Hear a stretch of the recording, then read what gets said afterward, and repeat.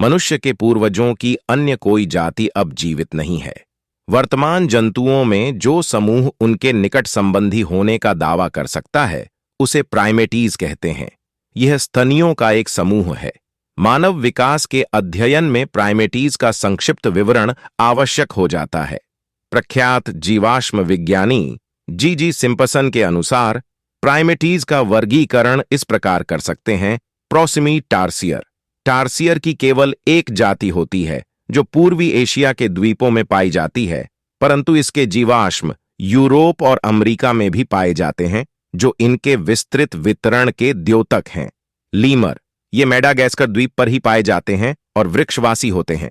भोजन की खोज में ये बहुधा भूमि पर भी आ जाते हैं। ये सर्वभक्षी होते हैं। लोरिस। ये उष्णकटिबंधीय अफ्रीका और एशिया में पाए जाते हैं।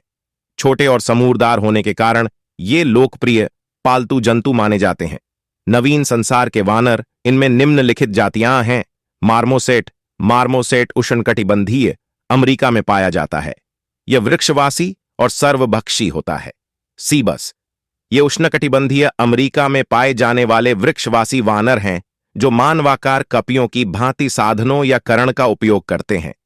एलुएटा मध्य अमेरिका के पनामा नहर के समीप बैरो कोलोराडो नामक द्वीप पर पाए जाते हैं। ये वानर संसार में सबसे अधिक शोर मचाने वाले जंतु हैं। इनमें कुछ सामाजिक प्रवृत्तियां भी पाई जाती हैं। प्राचीन संसार के वानर। इनमें नीचे लिखी जातियां हैं। बैबून अफ्रीका और दक्षिणी एशिया में रहते हैं।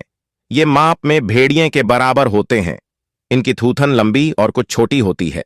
मकाक। मकाक की विभिन्न जातियां जिब्राल्टर, उत्तरी अफ्रीका, भारत, मलाया, चीन और जापान में पाई जाती हैं। ये वृक्षवासी, चतुर और परिश्रमी जंतु होते हैं। मानवाकार कपिगण। मानवाकार कपि के अंतर्गत 4 बृहत कपि गिब्बन, ओरांग, ऊटान, गोरिल्ला और चिंपैंजी आते हैं।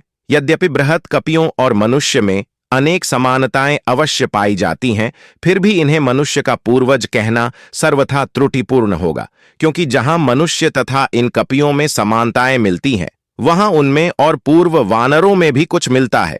इतना ही नहीं, बृहत कपि अपने अनेक गुणों में मनुष्य से अधिक विशिष्ट हैं। अतएव हम समानताओं के आधार पर केवल इतना ही कह सकते हैं कि बृहत कपि और मनुष्य के पूर्वज प्राचीन काल में एक रहे होंगे। साधारणतया मानव और वानर, विशेषकर मानवाकार वानर, अपनी शारीरिक रचनाओं में समान हैं। समान अस्थियां, अंग, मांसपेशियां और यहां तक कि रक्त समूह, ब्लड ग्रुप भी।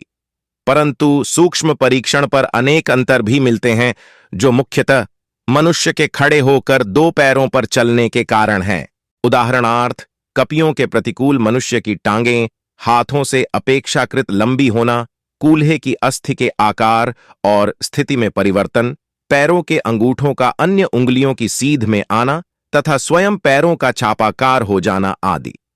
इन गुणों के अतिरिक्त मनुष्य का मस्तिष्क अन्य सभी कपियों से बड़ा है।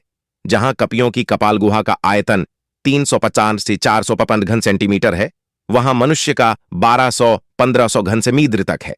उसका अपेक्षाकृत सपाट चेहरा, घटित तथा ठुड्डी युक्त जबड़ा और प्रत्यक्ष नाक उसे मानवीय रूप प्रदान करते हैं। होठों के आंतरिक भाग का बाहर दिखाई पड़ना, कानों की बारियों का मुड़ा होना, बालों का संपूर्ण शरीर पर न होना, रदनक दांत का होना, ऐसे अन्य गुण हैं जो मनुष्य को कपियों से दूर ले जाते हैं।